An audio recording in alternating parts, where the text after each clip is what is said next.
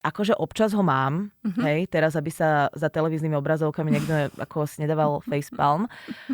Mám ho, bojujem s tým, mám ho častejšie, ale nepovažujem to ako keby za nejakú... Vieš, kedy si som mala taký pocit výhry, že ale som ti to ukázala tak...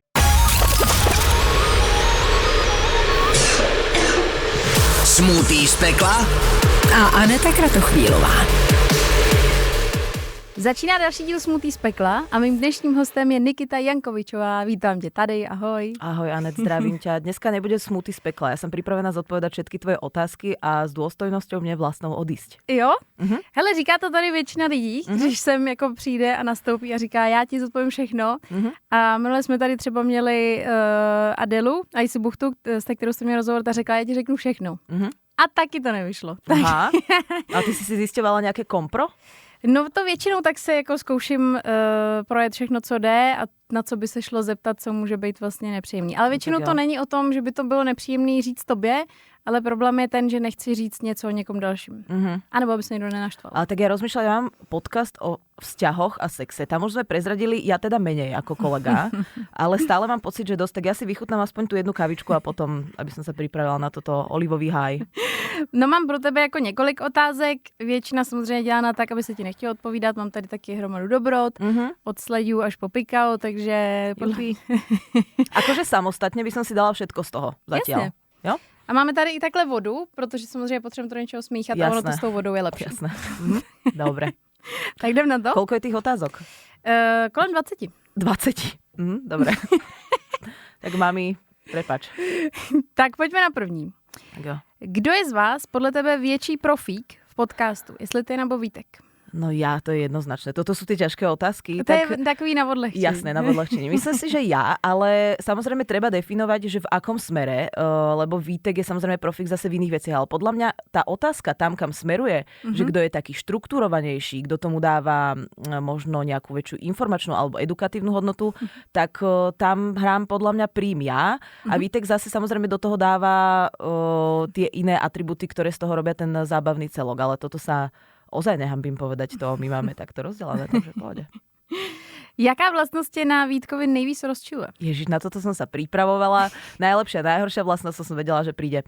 Najhoršia vlastnosť Vítkova je, že niekedy povie, že príde za 15 minút a príde za hodinu a pol, alebo že príde neskôr, potom to dá na 15 minút, potom je z toho hodina a pol. Ale ja som sa vlastne tomu prispôsobila a zatiaľ si robím iné projekty, preto tak dobre prosperujú tie iné projekty. Mám na ne dosť času aj v dní, keď si myslím, že celý deň strávime nad podcastom.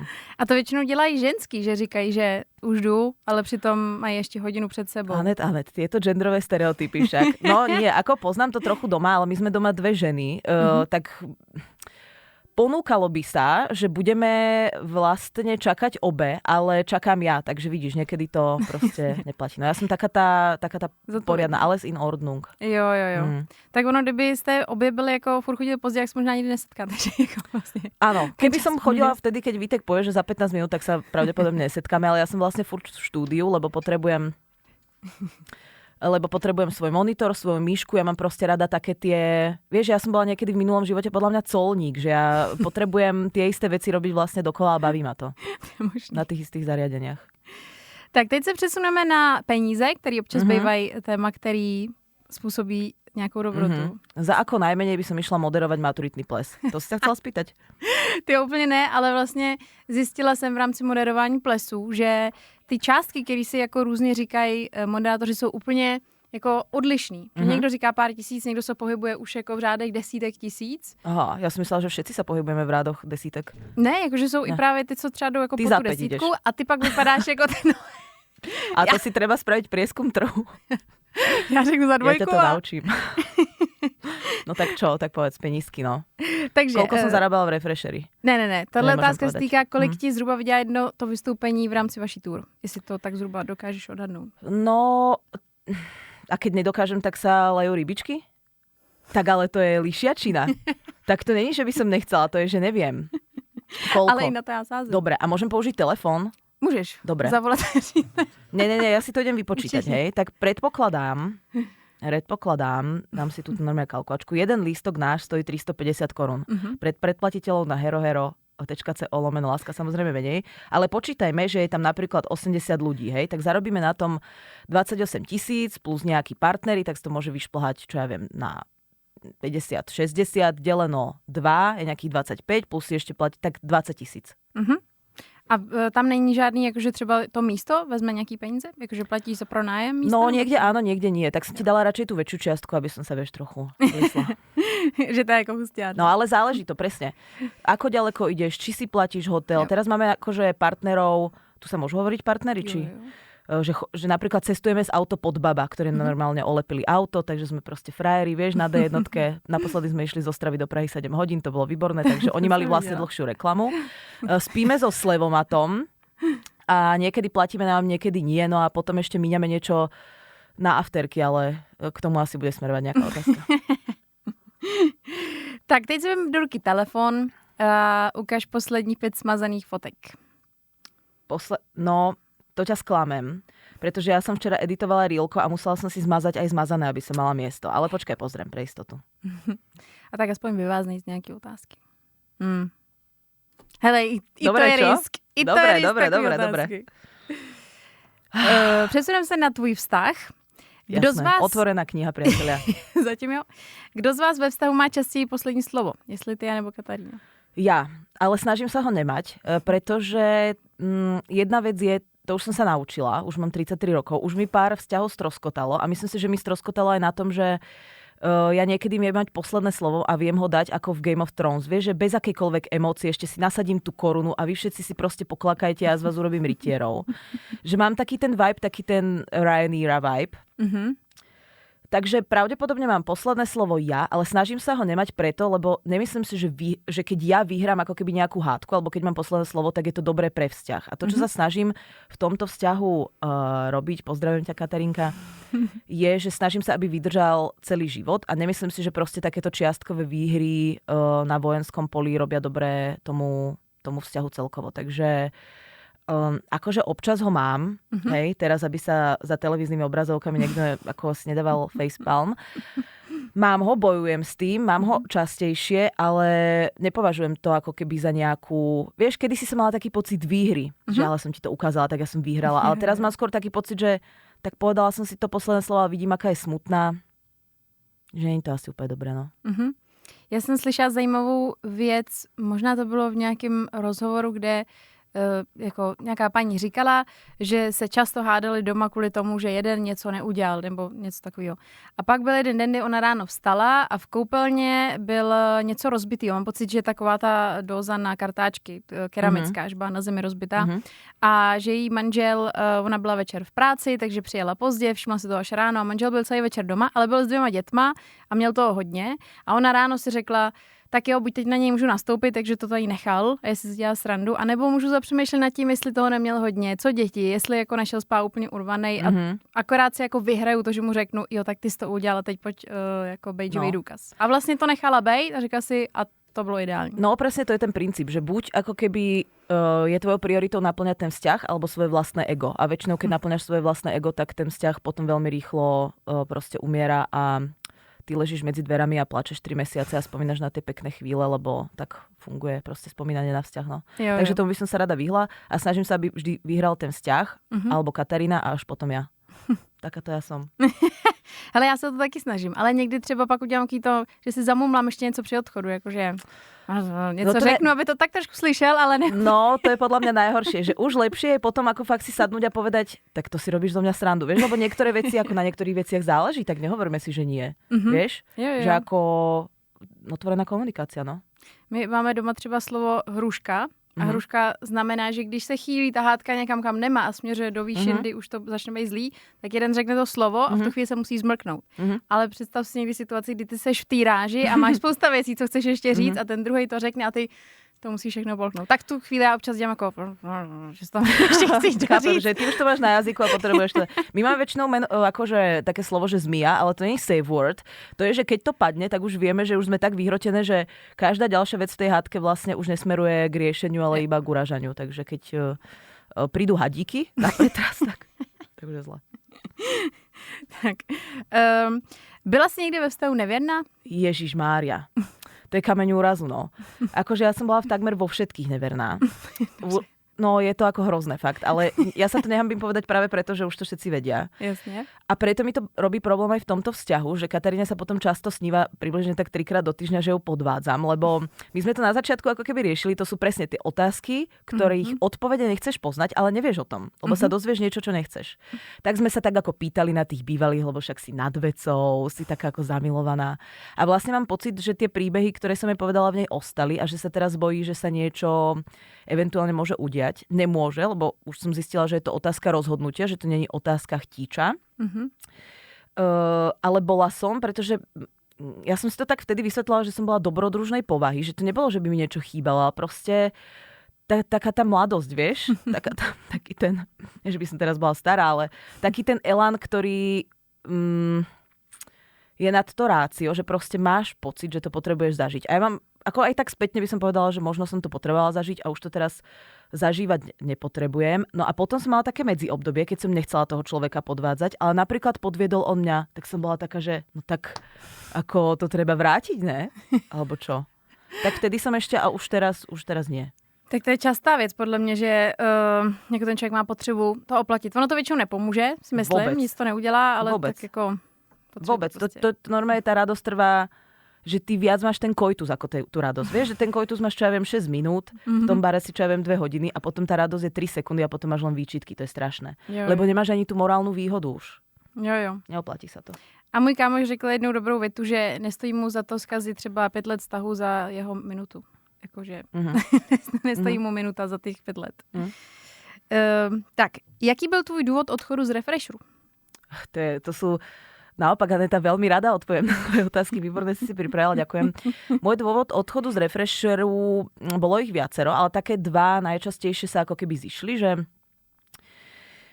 podľa mňa ten Refresher, tak ako sa formoval, chcel ísť inou cestou, ako ja som chcela, aby išiel, a nebola som v tom Refresheri sama. Boli tam aj nejakí majitelia, nejakí vlastníci a nejaký iný manažment. A často sme sa dostávali do situácií, kedy ja som mala na veci ako keby iný pohľad, snažila som sa nejak o tom diskutovať. Aj sme diskutovali, že tá diskusia bola vlastne veľmi pragmatická a taká, aká by mala podľa mňa byť. A často sme sa ale dostali k nejakému výsledku, s ktorým ja som nebola úplne komfortná. Ale napriek tomu, že som nebola, tak bola ako keby moja exekutívna úloha tie veci vykonať. Tak boli vykonané, ale proste raz sa zobudíš, že je to veľmi podobné ako v tom vzťahu, že vo vzťahu sa niekedy snažíš ako keby vymyslieť nejaký spôsob, že poďme to robiť inak, skúsme to inak, vymyslíš nejaké výlety, vymyslíš niečo. A jedno ráno sa zobudíš a povieš si, ale ja už nemám čo vyskúšať. Ja už neviem, čo by som ako keby vymyslela. A toto sa mne v Refresheri vlastne spojilo s tým, že som mala strašne veľa nesplnených túžob iných kariérnych. Že zatiaľ, čo ako keby jedna z tých priorít klesala, tak tá druhá stúpala. A keď sa dostali, vieš, že sa tá ich rola ako keby vymenila, tak som mala pocit, že to je to správne, ale nie len pre mňa, ale aj pre ten Refresher, lebo proste smeroval inám.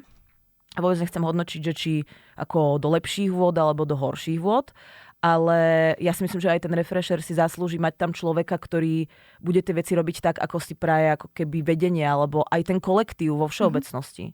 Tak sa mi to zdalo také najférovejšie a musím povedať takto spätne, že mám pocit, že to bolo urobené vo veľmi správny čas, lebo vlastne tak vnútri seba som cítila, že ja už by som nevedela vymyslieť nič iné, ďalšie, lepšie pre ten Refresher a nemala som z toho žiadne výčitky. Že som si vždycky myslela, ja keď som tam prišla, tak to bola taká malá kancelária, tam sedeli 3 ľudia, čo na mňa tak pozerali spoza monitorov a vlastne sa to niekam ako keby vyvinulo, vieš. A nemala som také výčitky potom, že ešte som mala skúsiť toto a niečo obkúkaš možno inde, niečo sa spraví, niečo sa nespraví, že vlastne som odišla fakt čistým svedomím a myslela som si, že to bude hrozná dráma aj pre mňa vnútorne, čo ja som bez Refresheru a vieš, že opúšťam aj takú tú manažérskú ako keby polohu vyslovene, ale vlastne to bolo s totálne čistým svedomím aj voči mne, aj voči tým ľuďom, aj voči tej firme a som rada za to, čo sa podarilo a presne keby som si to naplánovala, tak to neplánujem lepšie. Ešte to bolo aj, že totálne vlastne, že 5 rokov a 2 mesiace, úplne jak v rozprávke, keď otočíš list, vieš, a tam máš tú prvú veľkú nakreslenú kapitálku a ideme ďalej a vlastne som s tým spokojná. Ako sa to urobilo, aj tak držím im palce strašne. Ještě se podíváme na moderátory Refresheru, který ty si pamatuješ a vlastně pro tebe byly jako nějaký, se kterým si pracovala. Ty si bola najlepšia. Tak, dobrý, otázka další. Počkaj, ja si aspoň chytím tú Majku, keď tu nebudem jesť, aby som aspoň mala s tým nejaký styk. Vieš, tak z toho ma tam trochu. Klidně si pomečkej. Kdo ti moderátorsky bavil nejmíň? Nejmíň? Rozmýšľam aj z tých starých. Oldschoolerov. Stará garda. Kto ma bavil nejmíň? Vieš, kto ma bavil nejmíň? Asi Dom Skywalker ma bavil nejmíň. A bavil ma nejmíň preto, lebo som mala strašné očakávania od toho, aké strašné lifestyleové diamanty tam vykrešeme, ale vlastne sa to ako keby nepodarilo. Že skôr, neviem, či moderátorsky to poviem, ale poviem to, že moje očakávania versus to, aká rola potom jeho bola v tom Refresheri, tak z toho som bola taká najviac, že škoda, no. Že ma to vlastne tak mrzelo. Ale teď už tam nic netočí, ne? No on tam bol práve že strašne krátko, že nám sa podľa mňa nie úplne dobre podarilo to nastaviť, že to není len ako... Jo. Pozdravujem ťa, Dominik, ty si ako skvelý človek, hej, ale... No nepodarilo sa nám proste vytvoriť to, čo sme plánovali s ním vytvoriť. Tak z toho som bola sklamaná, no. Jo. No a kdo tě naopak bavil nejvíc ze všech? Nejvíc. To má dlouho, podle mě, ne? Nejvíc, kdo ma bavil? Nejvíc, kdo ma bavil? To je těžší, než do nejmíň. No, tak mne sa páči, veľa ľuďom to nevyhovuje, a veľa ľuďom to vyhovuje. Ja som jedna z tých, ktorým to vyhovuje. Mne sa páči ten štýl, taký ten minimalistický, ktorý moderuje Krištof Králik. A mne sa aj páči, že on sa ako keby nerehoce na každej blbosti, vieš? On sa zasmeje, keď mu niečo smiešné, zadurdí sa, keď mu nie je niečo smiešné. Vlastne je taký, že nikam sa, neviem, to taký reporterský štýl, že by sa niekam ako vyslovene tlačil, ale proste v pokoji si nájde, že je to vlastne také pokojné minimalistické moderovanie.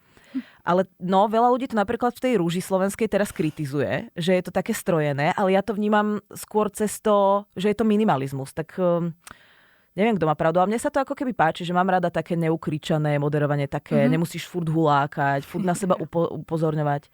Ale na druhej strane páči sa mi aj to, čo robí napríklad Vítek. A on práve taký ukričaný trochu je. Ale on robí formáty, kde sa to ako keby trochu hodí, vieš, že on je vlastne rovnako zaujímavým partnerom toho, koho napríklad anketuje, lebo vie vymysleť rovnako dobrú reakciu, ako je tá odpoveď. Tak to strašne záleží aj na tom formáte. Tak baví ma, veľa ľudí ma tam bavilo, no.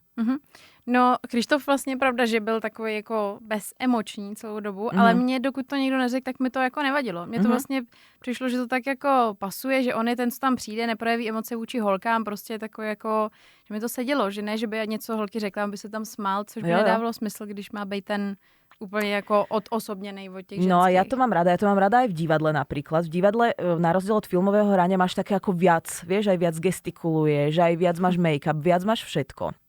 Alebo aj vo filme napríklad, že keď niekto dokáže vykresať srandu iba z toho, však to je presne ten príklad toho House of Dragon, o ktorom sme sa bavili, že tam tá Rhaenyra, tak ona, že keby si spočítala jej mimické nejaké pohyby, tak ich zase nie je tak veľa, ale tú emóciu, čo z toho dokáže, to je, pozdravujem ťa, Rhaenyra, Emma de Arcy. Jakou slabinu si podle tebe měla jako šéf největší? Ježišmária, samé dobré otázky. Ďakujem.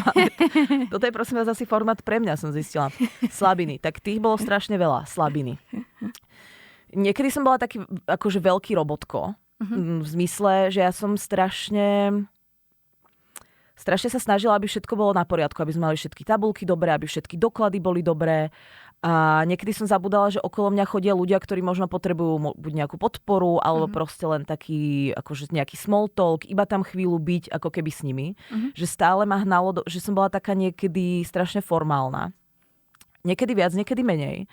Ale musela som sa do toho vyslovene, ako to povedať, vyslovene som sa do toho musela tak sama ako keby vložiť. Pretože som vedela, že tí ľudia to potrebujú, ale pre mňa oveľa prirodzenejšie je, že musíme mať najprv všetko túto na poriadku, lebo keď príde daňová kontrola, tak to bude väčší problém ako to, že je niekto smutný v kuchynke, vieš. Ale ja chápem, že je to treba, chápala som to aj vtedy, ale robí sa mi to ťažko, keď viem, že tam ešte čaká strašne veľa takých tých finančných, formálnych, investorských, neviem akých úloh. Tak to je moja určite veľká slabina. A niektorí ľudia podľa mňa majú aj pocit, že som bola hrozne chladná. To sa opäť tak ako stretáva aj v tých vzťahoch. aj v tej práci trochu, ale nie je to chladné, to je môj výraz, ako keď sa sústredím, že ľudia majú prvého pol roka pocit, že ich tajne ako bodnem vidličkou do ladviny, ale to je, že ja sa sústredím, hej, že ja sa koncentrujem na niečo. Tak určite aj taký ten nejaký výraz, že v tomto som asi trochu ako Krištof, že kým mi niečo naozaj není smiešne, tak ja sa nezasmiem. Aj keď viem, že je to vhodné, vieš, že by to možno podporilo tú atmosféru. No a určite ľudia mali pocit, že som strašne tvrdá a prísna, akože nad nejaký štandard. A tak to bolo preto, že sme začínali ako keby v troch a chceli sme vybudovať niečo, že ja som mala tú víziu z toho Slovenska, lebo som videla, ako ten refresher na Slovensku vyrastol. Môžem pokračovať do nekonečna, chceš, ale tento formát má asi svoje limity časové, ne? Hele, ako podľa mňa je to v pohode. Určite viem povedať viac svojich chýb ako dobrých vlastností. Lebo taká som povaha. Ale je pravda teda, že já když jsem tě viděla jako takový to jedno z prvních setkání, jednak si pamatuju, když jsem dělala kamerovky a ty jsi tam přišla a vlastně z celou měla úplně jako poker face. No nechcela jsem tě vyrušovat svým výrazom. Já jsem tak říkala, ty byla, tak ta mě tady nechce.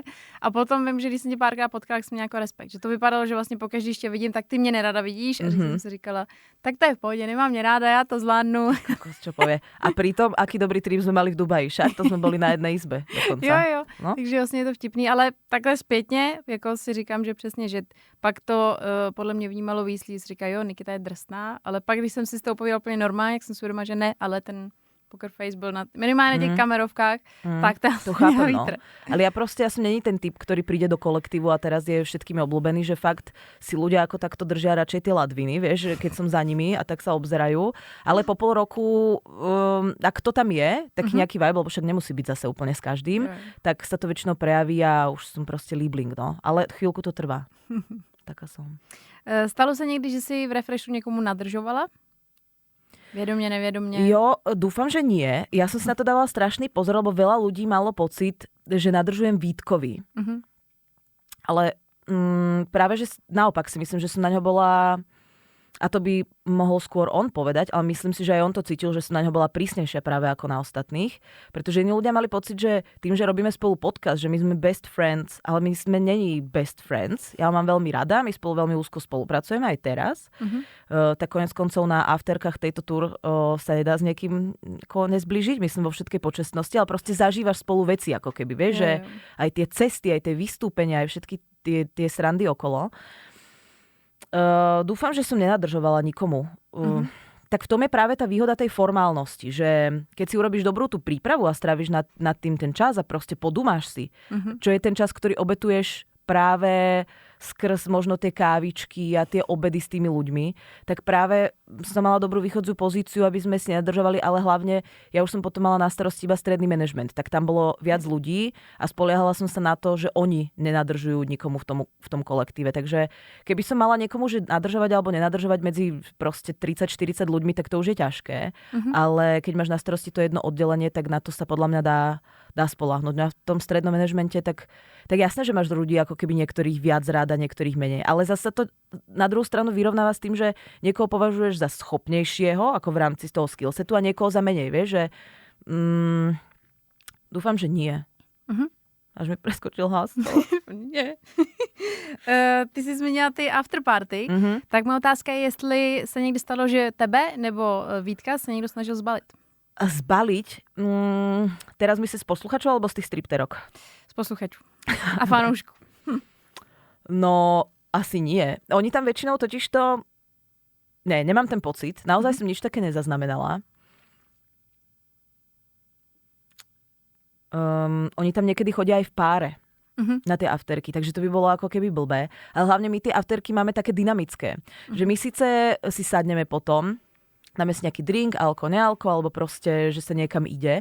Ale my väčšinou, aby to nebolo len také, že tak my sme prišli na meet and greet, lebo proste za také hviezdy sa nepovažujeme, tak my chceme, aby si z toho niečo ako keby odnesli, že je to taká extenzia vlastne toho podcastu, že my vždycky vymyslíme nejaké anketové otázky a ide sa proste dokola okolo toho stále. Takže skôr je to také diskusné. Tak ak sa ma niekto snažil zbaliť, tak prosím vás, ja som není som dostatočne empatická na to, aby som to ako vypozorovala, hej? Takže možno ak takúto budete mať takýto chtič, treba mi to oznámiť, lebo ja nie som schopná to zaznamenať. Ale nemyslím si. Vítek na to má radar a on by mi to určite povedal, lebo on si z toho, ako by si z toho rád urobil samozrejme srandičku. No a teď otázka, kterou jste ji sama zmínila ty. Jaký byl v Refresheru tvůj plat? To už si sama naťukla na začátku. No tak to nemôžem povedať, lebo máme nejakú endáčku a chápem, že za to budem trpieť a kľudne si dám nejaké olivky, ale keď sa to nezmieša s ničím tie olivky, tak to podľa mňa bude v pohode. Hele, blbý je, že vybírat si nemůžeš. Aha. Vybírám já. Dobre. Takže Takže tam deci sojovky, hej? Počkej. No jasně, my se musí na sardinky, protože ty jsou tady jako novinka.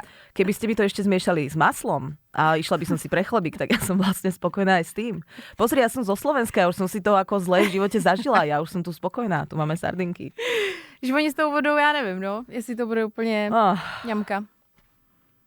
No ale tak na druhou stranu vždycky to beru, že ty ryby jsou z části bílkoviny. A je to v oleji alebo vo vlastnej šťave? Je to v oleji. A tak všetky tam dáš? A je to ve vlastním oleji. Olej? Len olej mi dá. Normálne tak na tom šetrí, že mi dá len ten olej z tých sardiniek. Ne, to Honza si rád vždycky vychutnává tyhle ty záležitosti. Ja si to pochutnám na tom a pôjdem domov. Já doufám, že třeba Kateřinu uvidíš až za tak 5 hodin. Víš, že jako vyčistí si zuby tak 10krát a bude to pryč. Fuj. Vždycky mám jako vlastně ale fuj, normálne rybičky, tak... No ale jako jedou. No a keby som bola vegetariánka, tak čo urobíš? Tak ti dám něco jiného. Ale já jsem věděla, že nejsi, protože si pamatuju fotky burgeru, takže jsem věděla, že... Protože díky tobě jsem šla tenkrát do Burgerman. Normálne ste ich tam dali celé, hej? Dobre. Ja sa teším, ale ty pôjdeš aj ku mne na rozhovor, tak ja sa ti budem revanšovať. Dobre? Tiež vymyslím takú špeciálnu akciu, že vlastne ako... Nikto pohostenie ešte nemal v mojom podcaste, ale... Partner nějaký... Olomoucké syrečky, partner tohto podcastu. Áno. Fuj, já nikdy nechám. Tady zrovna je kolega, který nedávno tady jsme měli syrečky a on se mě ptal, jestli si to může dát, že už to nebudeme potřebovat, když jsme to otevřeli. Říkám, jo, tak si dej. A vzal mě to jako kolečko a kousnul do toho, jak dobe bez sušenky. A úplně nechápu. Ale to jsem ti neměla říkat. No nic. A to si mala pripravenú túto otázku, či to som ti napovedala? To jsem měla připravený. Aspoň musím mať výčitky. Tak poďme ďalej. Ohodnoť Vítka jako moderátora od 1 do 10. A myslíš v našom podcaste alebo vo všeobecnosti? Spíš všeobecně. Já totiž koukám na podcasty tak trošku, jakože ten člověk je moderátor, ale ne kompletní. Beru to tak, že... To si aj ja hovorím niekedy, že nie je kompletný. že věřím tomu, že protože podcast nemusí dělat jenom moderátor, může to dělat absolutně člověk, co to nikdy nedělal. Však už aj robí dneska podcast každý, ne? Proto to neříkám, že to je jako komplet moderátor. Áno. Takže čo, v podcaste či všeobecne? Všeobecne. Všeobecne 7,5. Mám to aj nejak okomentovať? Můžeš. Ja si myslím, že to budeš muset pak komentovať. Jasné, no tak na niektoré formáty, mne by sa na niektoré formáty, ale to je proste on, hej, že tým je on špeciálny, ale ja, ak to hodnotím ako diváčka, nie teraz ako, preto som sa pýtala, že či ako kolegyňa v podcaste, lebo ako kolegyni v podcaste by som dala oveľa viac, pretože mne vyhovuje, že je vlastne veľmi iný a viem, že aj našim posluchačom to vyhovuje, ale ja ako divák niekedy by som si niektoré veci možno odpustila, v zmysle ako, že nezachádzala by som možno až do takých krajností v zmysle nejakého nekorektného humoru. Možno to je jeden bodík, teda potom skákanie občas do reči, ale tak v tom podcaste opäť, že inak by som to ohodnotila, lebo tam si skáčeme obaja. A toho polbodíka ešte niekedy za také, že je niekedy na mňa prepáč, tak ako viac okričaný. Ale pozerám to aj tak, lebo ho mám rada. Takže si pozrieš každú anketku. Kdo z tvých hostů v pořadu Space by Nikita tě zatím bavil nejmíň? Ty kokos. Dobre, no. Dobre, vedela by som na to odpovedať. Ale na toto nebudem odpovedať, lebo to by bolo fakt nefér, takže si prosím nejakú Majku do toho, alebo čo mi tam... Já bych tam možná dala tu česnekovou, protože to je takovej... Ježí, sardinky cesnakov. Akorát som včera hovorila Kataríne, že nemohla by si mi proste dať do mixeru vody, sardinky a nejaký cesnak. Mám na to strašnú chuť. A ona, to zrovna nemáme, ale možná to nemáme, zajtra bude tady. Presne mi hovorila, že možno zajtra sa ti splní sen. Už stop. Jo, teď už možná stačí. Ja budem mať žlčníkový záchvat. Ja volám doktorke. Odvezte ma do nemocnici, bo odpadnem. Ale kdyby som měla a měla vysvětlovat, co si jedla, tak by to bylo složitý. No, není to zase až také zložité. Je to voda, sardinky a majonéza. Je to veľmi jednoduché, ale je to hnusné. Ale my sa ani neptali proč. Dobře. Hele, blížíme se do finále, což je dobrý. Počkej, rozmýšľam, či som niekoho nemohla povedať, ale asi ne. Ne, to by bolo nefér. Možná je to lepší. Já jsem totiž věděla, že v rámci jako budoucnosti je lepší to neříct.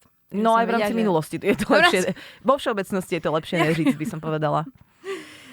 Další otázka je ohledně ještě pořadu. Kolik ti stojí výroba jednoho dílu? No ja mám kolegu, ja v tom není som sama, takže ja mám kolegu, ktorý sa stará o to, aby sa to natočilo, aby sa to postrihalo. Takže môže ma stať aj nič. A môže ma stať aj, že si prenajmeme napríklad štúdio, že mám externého ako keby kameramana, tak ma môže stať okolo 4-5 tisíc českých korún. Chcela som si dať olivky inak, ale tak povedala som ti už, keď to bolo také jednoduché. Udělala jsi někdy Kataríně žádlivou scénu? A pokud jo, tak proč? Ježiš, spravila, to sa rada podelím. My na začiatku vzťahu, ja poviem aj ten podnik, dúfam, že ten pán sa v tom nájde. My sme mali kedysi kancelária na Kamenickej, na Letnej. A bola tam... Ako? Jsem si říkala, že to nebylo v Kobře. V Kobře sme mali potom večer kancelárie, ale chodevali sme tam niekedy cez deň na kávičku do Pilot Café. A ja som potom zistila, keď som sa dala dokopy s Katarínou, že tam ako chodieva občas aj ona. A evidentne si ju tam vyhliadol nejaký čašník, ktorý si myslel, že majú, teda dúfam, že len on si to myslel, že majú spolu ako lepší kamarátsky vzťah, ako mali. Aspoň tak mi to bolo povedané, hej, teraz hovorím tú verejnú verziu. A my sme odchádzali na nejaký výlet. A on sa s ňou, akože končila mu nejaká smena, on sa s ňou prišiel rozlúčiť a dal jej pusu tuto ako keby na spánok a odišiel. A už v tej dobe to bola moja priateľka a ja som bola úplne, že ja som odletela normálne na Neptún, tam som sa 3-krát otočila, ešte tam vzadu, čo není vidno, tá zadná strana Neptúnu, tam som si poplakala a vrátila som sa nasratá naspäť. Strašne ma to vtedy ako keby rozohnilo, že čo si to dovoluje proste cudzej žene dávať proste pusu na spánok. Vlastne Katarína sa tiež tvárila, že ako nemajú taký vzťah, aby si mohli dávať ako pusy na prelom proste hairline. Ale vlastne ona zmrzla, vieš, to je taký ten aj pri znásilnení alebo pri niečom, čo sa ti Dominik Vršanský má s Irenou Pavláskovou takú skúsenosť, alebo proste pri nejakej veci, ktorá sa ti stane a nechceš, aby sa ti diala, že zmrzneš niekedy. A Katarína trochu zmrzla, lebo ju to prekvapilo, šokovalo. On ten človek už kým stihneš nejak zareagovať, bol preč. A ja som bola strašne nasratá, kým sme išli do tých Adršpachov. Vieš, celú tú cestu som bola, tak to som urobila scénu, no. Tak to chápu. Ale tak to je pochopiteľné. No. To chápu. Normálne až... Zase je to... Pojem do Pilot Café sa pozrieť, že či tam ešte robí nejaké flat whitey. Jedna z posledních otázek je, aby si ohodnotila moderátory podle talentu. Dobre. Jan Bican, pak Anna Kautská. Kautská, pardon. A Kateř. Ty kokos, podľa talentu. A mám začať čím? Najhorším? Jak chceš. Tak začnem, že od najlepšieho po najhoršieho a hodnotíme talent. Nie výsledný produkt, ale podľa mňa, že kto je najviac ako keby talentovaný. Ešte raz povedz, Kautská. Kateř a Honza Bican. No to sú zrovna podľa mňa traja ľudia, ktorí to majú fakt ako vymakané. Nechcem povedať, že teda nie ste talentovaní, hej, ale proste talent je pre mňa niečo, čo proste prirodzene máš v sebe a keď máš tú príležitosť, tak sa ti to veľmi ľahko ako keby zapne. Ale ja som videla aj Annu, ako začínala, aj vlastne Kateř už bola v nejakom zábehu a aj vlastne tak povedala by som, že Honza napriek tomu, že to není ako keby jeho jediný job, je taký najväčší ako keby naturál a že z toho svojho talentu sa nepotrebuje ako keby niekam posúvať, lebo tiež je taký minimalista. Takže poviem, že Honza je najviac talentovaný.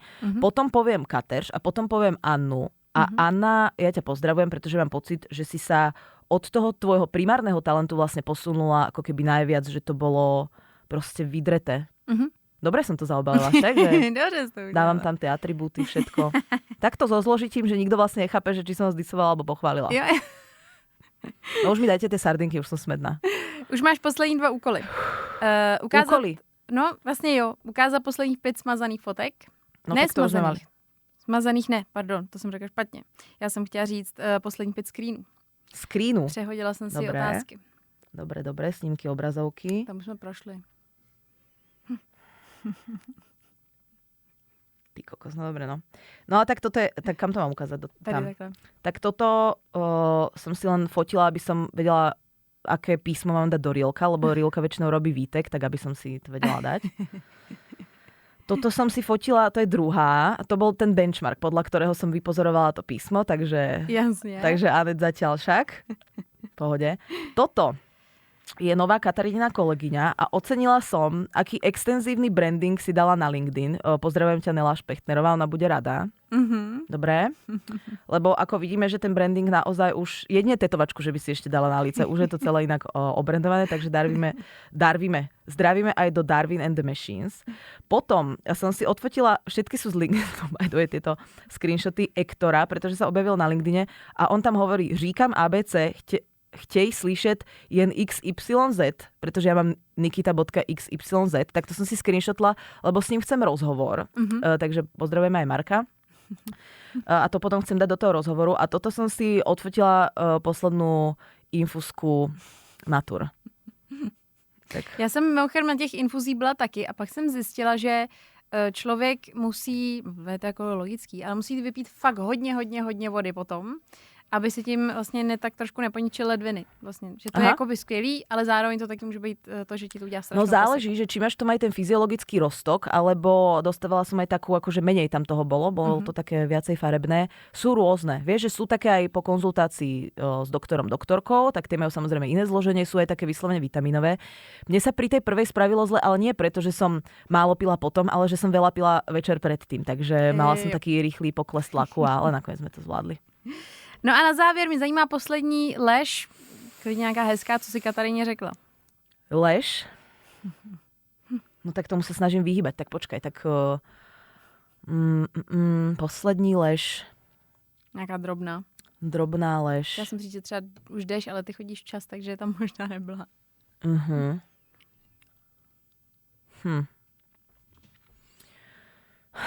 Ja sa to snažím práve, tie veľké sa snažím nerobiť z princípu, vieš, a tie malé sa nesnažím robiť preto, lebo si hovorím, má to zmysel, že na čo? Ale tak lež. No tak naposledy ona si dala trochu ako zväčšiť pery. Tam fakt to bolo ako také trochu, nebolo to veľmi pekné tie prvé 3 dni, lebo tam mala vyslovene, že modriny.